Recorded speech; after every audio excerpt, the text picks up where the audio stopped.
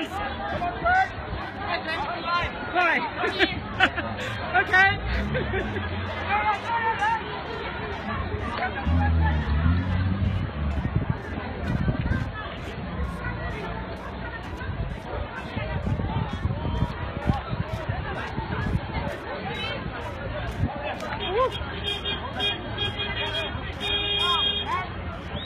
How you feel?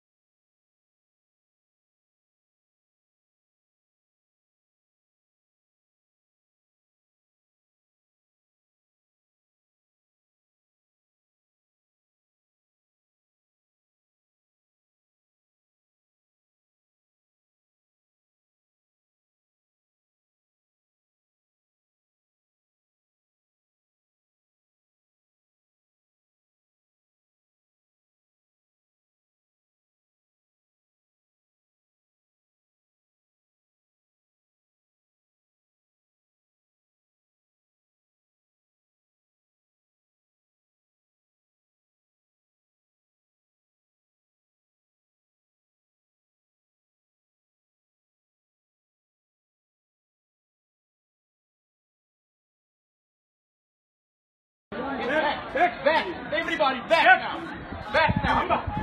Back!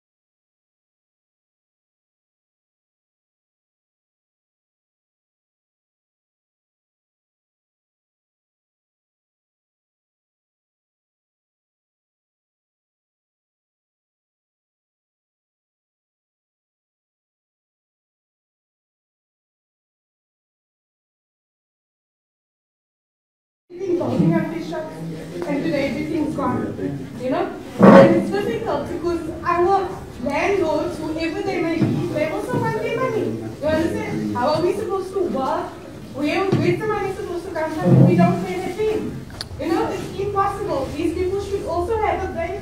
They're suffering as well today. You understand? They can't hide this and that and this and that. So whose problem is it? It's only their problem. They brought everything up against who? For themselves. And in the meantime, our children are suffering. My children goes to school in the town. My house has been broken into. You understand? I can't let my children go back because you know children get affected. You understand what I'm saying? They get affected. You know, they start screaming, crying in their sleep, you know. It's difficult. And now we, as South African citizens, we have to also now suffer. But they should think also, we South Africans, we stay here. People have their permits. You understand? Why do stuff like that? It's, you know, nasty and mean. You understand?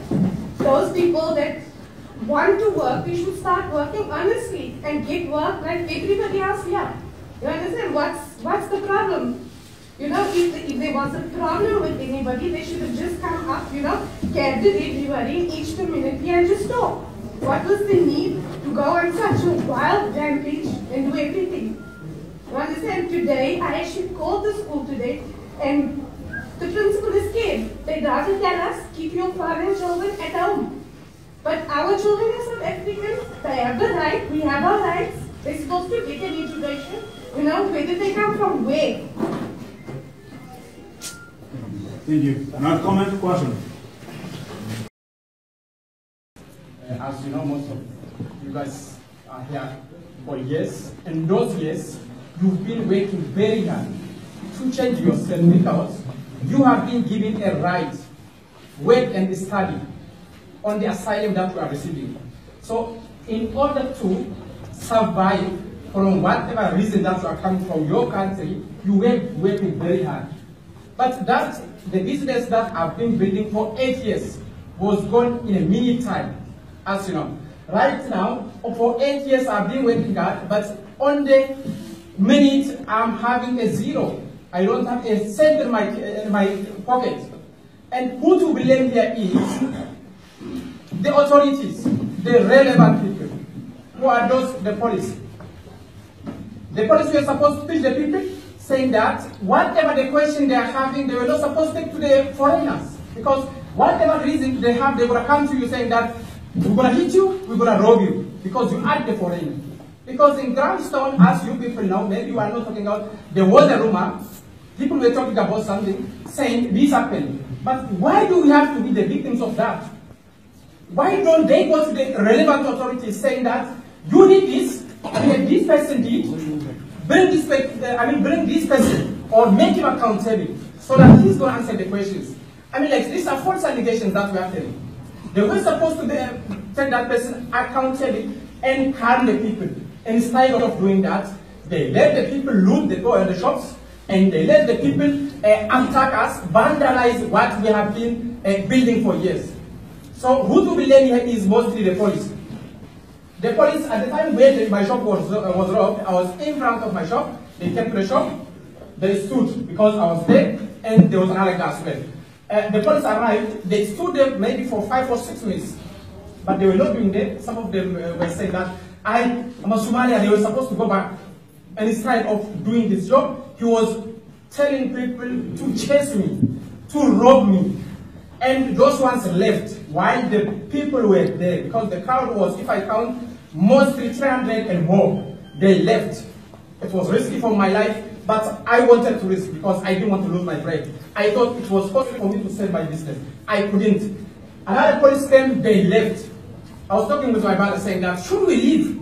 Should we let them rob? No, we're going to die here. We stood there. After that, another police arrived, saying that, hey, save your life. Come on, I've been building this business for years. For me to leave and run away, it's very difficult. What I'm going to do is, I'm going to die right in front of my business, see what they are going to do. After that, the police that arrived left. We lost hope. What I did is, I had to risk. I dropped my baggie, I packed some of my things, and I let them get them because I didn't want to risk my life. So what I'm trying to say is that in Grahamstown, to be honest, and it's good to be open, Maybe the police that are on top, let's say command of the station, they are not fair. If you go and try to open a case saying that I am robbed or something bad happened to me, I want to exercise my rights. They are not going to let you run, saying that you are Somalia, you must go away. You got no rights, you are not belongs to South Africa. This is such a thing. What I'm trying to say is that the people who are on top, they are the ones who are to be blamed here. And even the locals, to be honest, then whatever concerns they are having, whatever questions they are having, they're going to come and express. Am I the police commissioner? Or am I the mayor of the town? Or are you guys the mayors of the town? Or are you the relevant people in order for them to come and ask you or get the answer? We don't. We are accepted refugees in South Africa. So we are not supposed to be victims on whatever case. For protocols, they're going to come and rob you. And for whatever case they are having, they're going to come and rob you. That's not fair. And who to blame is the people who are on top. They are not teaching their people. And whatever they happen, or when the crowd, or when the people of the, when the locals are acting, they do not act. I was working in the department in Ethiopia. Some of us, we were police, and we were doing our jobs in our country. I do know, or we do know how do we did our jobs. As a police, if there is a crowd, the government will let you work. When you are working, they're going to show you how to run your business. As a police, I was working. As a police, I know how to disperse the crowd. When there is a crowd, there is a tool that they were supposed to use. They were having gases, they were having pistols. What are they for? And when are they going to use them? They were not using them. He was having a pistol. He saw the crowd. He ran away. And then what's the use of a pistol that he's carrying? And he was a police. And I was ordinary foreigner in South Africa. I was standing next to him. Some of the people were scared of me, but they were not scared of the police. Why? Because there is a politics involved. More especially this time around, we got robbed. There is a politics that was involved, but I do not know. So it's very, very difficult for us to feel safe right now. What I'm trying to say is that most of the people that are here are Ethiopians. 95% of people who are having shops in the township are Ethiopians. All of us, we lost everything. We worked very hard for that, but we are not remained with anything. What I have is this jacket I'm wearing and the clothes that I'm wearing right now. In order for me to go and change, I have nothing. I got no business, I got no shop left, I got no money. And even before, we were victimized by what? We couldn't open a bank account because they are saying the paper that you are having is not right, you are not qualified. We're not having money in the bank, so where should I run? Whatever that I was having was in the shop. Everything that was in the shop is taken. So what am I left with? So right now the question that I'm having is, the relevant people are supposed to pay us for the damages that has been done on us. We need that. Because in order for me to restart my business, I got nothing. I'm going to go to the location. It's an empty house that's there. What am I going to do with it? Is there any Ethiopian that's having money here? No. I can't borrow from anyone. Because I can't go to someone who was robbed like me saying that, give me money. Because if you don't have money, I do not. Because it's very difficult for us to get back. So what I would like to say is that the relevant people, the right people who can help us, they are supposed to help to start our business. The other thing is that safety and security is supposed to be assured before we get back to our businesses. Because I can't, maybe I may have a way of getting money, but I can't run to the location because the same may happen. The same may happen, and we don't want to get robbed again. I don't want to kill myself because I got nothing to be robbed, because I got nothing in my pocket. What's left is my life, and I don't want to lose my precious life. It's very difficult.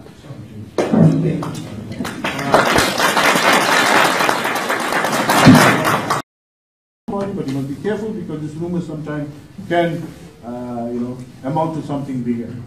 So what we did was that on that same week, I think it was on Saturday night, when I think there was a on SABC 1 and 2, I don't know if some of you watched the news, where people said there is a serial killer in Grahamstown and people have been murdered, and the body parts are being removed.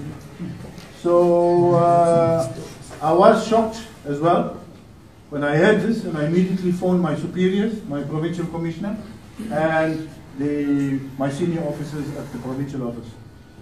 They asked me to compile a detailed report on all what is going on and send it. So we started very early, not the past Sunday, but the Sunday before that, especially for the last 6-month period, and between Joza and Grahamstown police station. We got a list of all the murder cases that took place. And I can very confidently say right now that in most of the cases, there were suspects that were arrested. In most of the cases. And most of the cases, by now,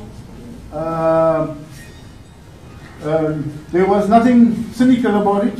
It was straightforward cases between two parties, whether it's a boyfriend or girlfriend, where there was arguments and they were murdered. And that's where what you call arrests were made. So there's no indication to the staff or to anyone that there is a serial killer on the loose and people are just being killed. There wasn't such thing. So what we did was that we went through all the cases and eventually we could not find them. Yes, there were 2 cases where we found there was some mutilation or some, like some portions of the body missing, but it wasn't private parts.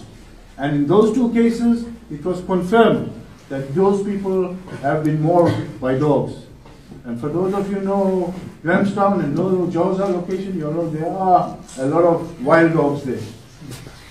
In so much so, even today, this morning we recovered a body where the dog mauled somebody. Fortunately today, the district surgeon was at the scene and he confirmed that.